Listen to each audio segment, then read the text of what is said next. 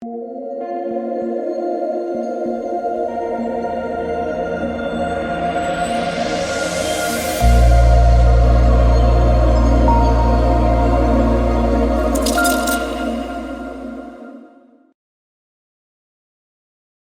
we are back for another preseason slate here. 5 games on Tuesday. Welcome, guys. My name is DK. Again, we'll be breaking down the NBA preseason slate in this video. Also cover content for NFL, daily fantasy sports, and for player prop sites like PrizePicks, Underdog, Parlay Play. The sponsors, Parlay Play. If you guys are not on it, you can use the link down below for a $100 deposit match bonus, or you can use the code DKDFS. The player prop site, they have basically all the sports you can think of, and you can win up to 75x your money on Parlay Play. So you guys want to give it a try, again, link is down below, I always say, but best advice is when you're taking player props to search for the value across multiple different books. So check them out. And if you guys are looking for more content, check my Patreon link down below. It's truly been an unforgettable preseason. And before we get into the player by player breakdown, let's recap last night. So maybe this is the night the haters are thinking that he finally didn't cash, right? He had Tyrese Maxey, he got injured. Paul Reed got in massive foul trouble. There's no way DK continued the streak, right? Wrong. They would be wrong. Second place with Maxey injury early and random massive foul trouble for low-owned Paul Reed. So just continuing to run bad and win money. But let's go over my lineup. Ben Simmons, Maxey, Sohan, Paul Reed, Zach Collins, Scoot Henderson, Shaedon Sharpe, and Alperen Şengün. But so the tricky part for me was I really liked this lineup, and then we got the Atlanta Hawks news, right? They were basically resting everyone, and I highly considered playing Okongwu. I thought Okongwu, Paul Reed, and Zach Collins were basically very similar plays. I was highly considering playing Jalen Johnson, but I ended up sticking. I slightly prefer Jeremy Sohan to Jalen Johnson. That ended up working out. Got a little bit lucky with the Jalen Johnson fade, to be honest. He was very popular in high stakes, and I thought he was a good value. Ben Simmons had a good game. Again, we got news that he was going to play more, so did like the Ben Simmons. Also, Mikal Bridges got ruled out there.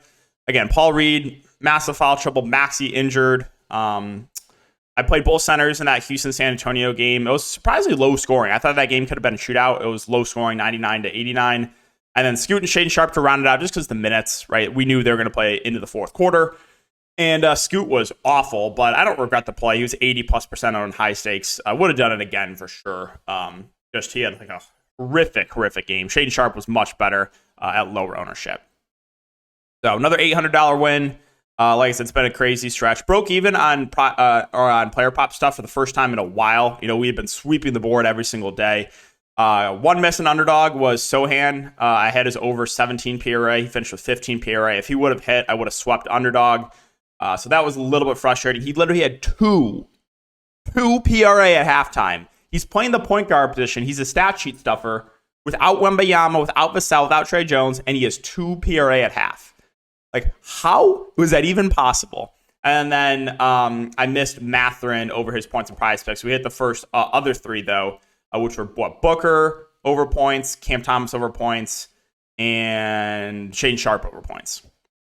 So break-even day could have been another big day if Sohan would have went over his PRA.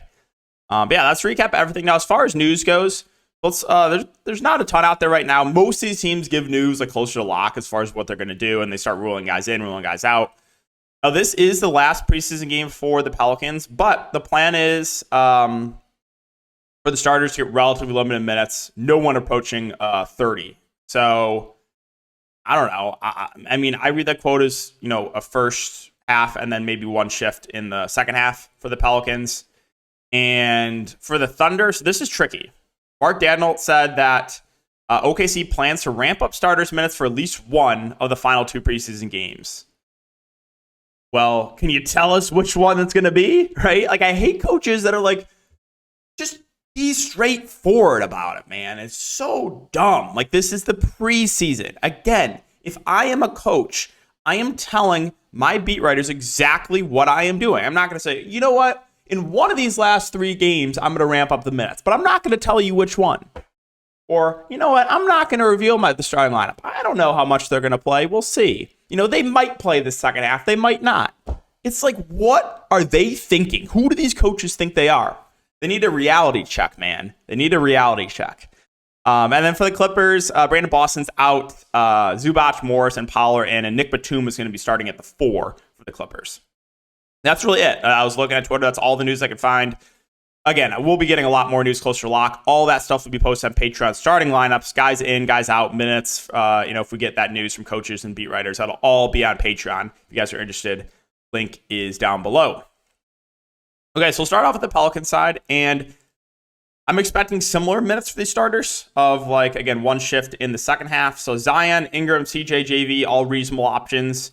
I think point per dollar, JV might be my favorite. $6K going up against the Magic front court. If you have the salary for Zion, sure, he's been a little bit up and down so far in the preseason, and then Ingram and CJ are kind of just there. Herb Jones got banged up last game. We'll see if he's available. If not, you probably get a little more run for some of these younger guys. Dyson Daniels is 4.8K. Jordan Hawkins, 4.3.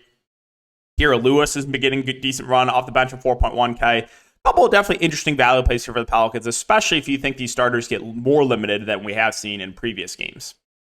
Moving on to the Magic. So this is the Orlando Magic's last preseason game against an NBA team. They play one more against one of those overseas teams. So you could see dress rehearsal type rotation for the Magic. It's possible, I think. So hopefully we get some clarity on that. But as far as the Magic goes of the main guys, I think Paolo probably would be my favorite. Reasonable price point at 7.2 for their go-to guy. Again, the guy with the highest ceiling and, decent rebounder, obviously, their go-to guy in offense as well. So I like Paolo. Bronze is fine, but I think I'd rather get to Paolo at a similar price point. Wendell Carter Jr. in the front court, I think, is a relatively safe option, especially if we know that starters are going to get good minutes. Markelle Fultz can put the ball in the bucket. He is a little bit up and down, but the ceiling is high on Markelle Fultz. What else? Value-wise, I think Cole Anthony's interesting at 5.6. I'm not really interested in Jalen Suggs, even though he will start most likely. Bo Wagner, if I had to play someone off the bench, probably would be him. 4.2K playing the backup big position. And he's about a fantasy point per minute guy. So I do think he's an interesting value play. Let's move on to the Knicks. So we don't know nothing on the Knicks. I would assume that the starters do play in the second half. Maybe Brunson plays in the second half in this game. He's been limited in the first 2 games. So with Randall, Brunson, Barrett, I think obviously Randall and Barrett are much safer because they played in the second half, while Brunson did not. Now, if we get clarity that Brunson is playing in the second half and playing similar minutes to Randall and Barrett, then I think Brunson would be my favorite point per dollar play of this big 3 for the Knicks. If Brunson is once again limited, we can look to Quickly, who had a just horrific first half last game, did salvage a little bit.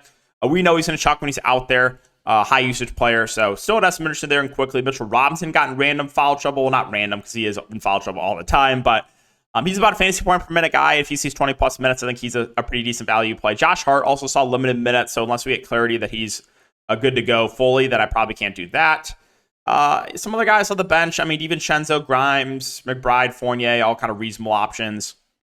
Again, Grimes will start, but nothing I love there. Sims and Hartenstein as cheap punt plays, I think are okay. Hartenstein should play the backup 5. Jericho Sims will get some run as well. I think Hartenstein is a bit of a higher ceiling, though, between those two. Talking about Boston, so last game we saw no Tatum, no Brown, and we saw Porzingis, Drew Holiday, and Derek White. The quote from Mazzulla, who's just been the absolute woat so far in the preseason, was, they're going to play a few minutes. Few minutes equals first half. Okay, and in the first game, starters are going to see light minutes. Light minutes, playoff rotation. So I do not trust one word out of this man's mouth. Whatever he says, I don't trust it. I don't care what the report is from Joe Mazzulla. I do not trust what he says. My best guess is that these starters do see first half plus 1 shift in the second half. So Tatum 10K, Brown 8.6, Porzingis 7.5, Drew Holiday 6.8, Derek White 6.4, Horford 5.3. Right, those are the main guys. They're all reasonable options. I think Porzingis might be my favorite point per dollar play there at 7.5, but if you have the salary for Tatum or Brown, I think that's fine. If you can't afford them, Drew Holiday and Derek White are reasonable options in the mid-range. Or if we're not as excited about, but still a guy that can put up a decent fantasy score game. So I'm basically interested in all of the main Celtics. And then if you wanted some cheaper guys, once again would be Peyton Pritchard, who will kind of be that relative high usage player with the second unit. He's played really well so far in the preseason. So I like Pritchard there at 4.7. I think Hauser's okay, but I'd rather get to Pritchard. I don't know if I get to anyone else, especially if all the main guys are in. I don't think I can start, considering guys like O'Shea, Brissett, and Delano Banton. Those are guys that I look to when they start resting some of these guys. But I think everyone will be good to go for Boston. I'm talking about Toronto. So in their last game against an overseas team, we did not see a lot of these bigs. Pirtle miss, Precious Achua miss, Koloko miss. So they were pretty thin. They started my boy Boucher in the front court. So we'll keep an eye on some of this injury news. Again, they are pretty thin in the front court if all these guys miss again, right? They have Boucher. They have like Thad Young. They don't have a lot of options. So we'll cut us some value here with the front court for Toronto. But as far as the top guys go, Siakam is 9'2". Scotty Barnes is 6'5".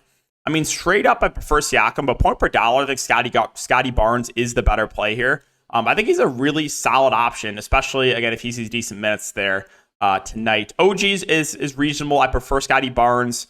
Gary Trent off the bench will come off the bench and shoot. And if he's making shots, he has a ceiling. If he's not making shots, he has a really low floor. Schroeder 5'2" is a reasonable play as well. We'll start at the point guard position. Again, Boucher, if he starts, I really like him at 4.5K. Even if he comes off the bench, I like him. Just, that high usage second unit guy. Again, I want to see the status on some of these injured guys. I think that's it. Maybe if a lot of the front court guys are out, maybe you could start considering like Dusty Thad Young could be a potential value. Let's talk about Chicago. So Chicago, in their last game, they sat like all their main guys. No DeRozan, no Vooch, no Levine, no Caruso. Usually, Billy Donovan does play the starters decent minutes here in the preseason, so I'm expecting them to play, and I'm expecting them to see, mid-20s minutes at least. So DeRozan, Vooch, Levine, all reasonable price points. I think they're all very, very safe plays. You're getting these three at nice discounts as opposed to some other stars in the slate, and I'm expecting pretty good minutes for these guys. So I like the main three here. I think Vooch and Levine probably my favorite factor in salary, but if you have the salary for DeRozan, I think that's fine too. Other options, Kobe White's okay. He'll probably continue to start. Drummond will, be the backup big. We know he's a good point per minute guy. He's not going to play a ton though. Pat Williams, if you need a value play, I think is reasonable, right? He's not going to be a high usage player with the starters, but he should see similar minutes to the starters and is at a cheap price point with small forward, power forward eligibility. Milwaukee and Oklahoma City. So Middleton did not play last game. You did see Giannis and Dame play. Giannis only played the first half. Dame did play in the second half. So Giannis 10-3. If you told me for sure that he's playing second half minutes and he's one of the best sped ups in slate, obviously in 15 minutes, he went for 16 points, 8 boards, 1 assist, and 2 blocks. We know how crazy of a fantasy point per minute guy Giannis is. So yeah, if we get news or clarity that he's for sure playing in the second half, I think you've got to really like Giannis. Dame at 9.8. I kind of have a tough time playing Dame if you can get to Giannis for a little bit more. So I would much prefer Giannis to Dame. Front court guys, Lopez and Portis are solid options. Lopez should start. Portis will be that high usage second unit guy. Beasley's been starting. If he's making his shots, he can get you there. But again, he's relatively score independent. I will mention Campaign. He's played good minutes as the backup point guard position. And even though he's not a great defender, he's a good fantasy point per minute player, like good offensively. So I do have a little bit of interest there in Campaign as kind of the backup point guard. Marshawn Beauchamp only saw 15 minutes last game. Probably not enough for me to get to him. Crowder started last game. I guess that's okay. But we went to Oklahoma City. So Oklahoma City, again, just don't understand, man. Just tell us what you're doing. Why do we have to do like this more? Just tell us what we're doing. Like coaches talking code. Just be straightforward. We're going to ramp them up in one of the final two, but I don't know which one it's going to be. So if you think this is the game where they ramp up the minutes, then I would assume if you think this is a game where they ramp up the minutes, I would assume starters play into the fourth quarter. So then I would be high on all the main guys for the Thunder. SGA, Chet, Giddey, Dort, Jalen Williams. If you think this is not the game they ramp up the minutes, then they're just kind of fine options. So hopefully we get some clarity on that. SGA obviously is the guy with the highest ceiling. He is a little pricey though. Chet Holmgren at 8.1K, I think is priced about right. Does have, I will say, some foul risk possibly with Giannis out there on the other side. I think your safest plays would probably be Josh Giddey at 6'5" and Jalen Williams at 5'9". A lot cheaper price points. Giddey's a stat sheet stuffer. Williams, will get a lot of shots up. Lou Dort had a decent game last game, but I would rather get to Giddey or Jalen Williams at their respective price points. And then I think if I had to play someone off the bench, it would be Ousmane Dieng. He's been getting good minutes off the bench, and reasonable price point there for him. Finally, Denver and the Clippers. So the starters surprisingly did play in the second half last game for the Nuggets. So I'm assuming we get similar run unless we hear otherwise. With that being said, I think Jokic is a very good spend up. If we see low to mid 20s minutes from him, he can obviously smash. In 23 minutes last game, 15 points, 9 boards, 5 assists, 1 steal, and a block, right? Just very like Giannis-esque numbers. These two guys are just insane. So yeah, if you have the salary for Jokic, I think he looks really good. Jamal Murray, 8.8K, kind of indifferent on him. I think he's reasonable, but I think there's some other stars that I might give the edge to. Gordon and KCP as your other starters, kind of just there. MPJ, we'll see if he's going to be available for this game. I'll mention some bench unit guys. I mean, Strother's played really well in the preseason. Hunter Tyson, if he's making his shots, has a ceiling. Peyton Watson, we know, is a good point per minute guy. And then we saw Pickett get the backup point guard run last game with Reggie Jackson not playing. So there could be some interesting values here for Denver, depending on who's in and who's out. And finally, the Clippers. The only news that we have is that Nick Batum is going to start at the 4. So he's going to start instead of Robert Covington. And then everyone else is available. So you'll see Westbrook, Kawhi, Paul George, Zubac, and then Batum in the starting lineup. As far as the main guys go, Paul George, 8.4, Kawhi, 8.3, Westbrook, 6.4. I think these are all fair price points for these guys. If we know for sure that they're playing second half minutes, I think they're all decent options. Zubac got banged up last game, 5.4K. It's okay. I don't know why Plumlee's more expensive than him coming off the bench. Powell is available. They have a lot of guys available now. I will say probably my favorite option on the Clippers point per dollar would be Bones Highland. He's going to play the second unit, and he's going to chuck when he's out there. He got in random foul trouble last game, but he's just that high usage second unit guy. I would say Bones Highland, like a very similar play to like what Emmanuel Quickly is, right? Guy's just going to come off the bench, and he's going to chuck when he's out there. So I definitely have some interest there in a cheap 4.4K Bones Highland.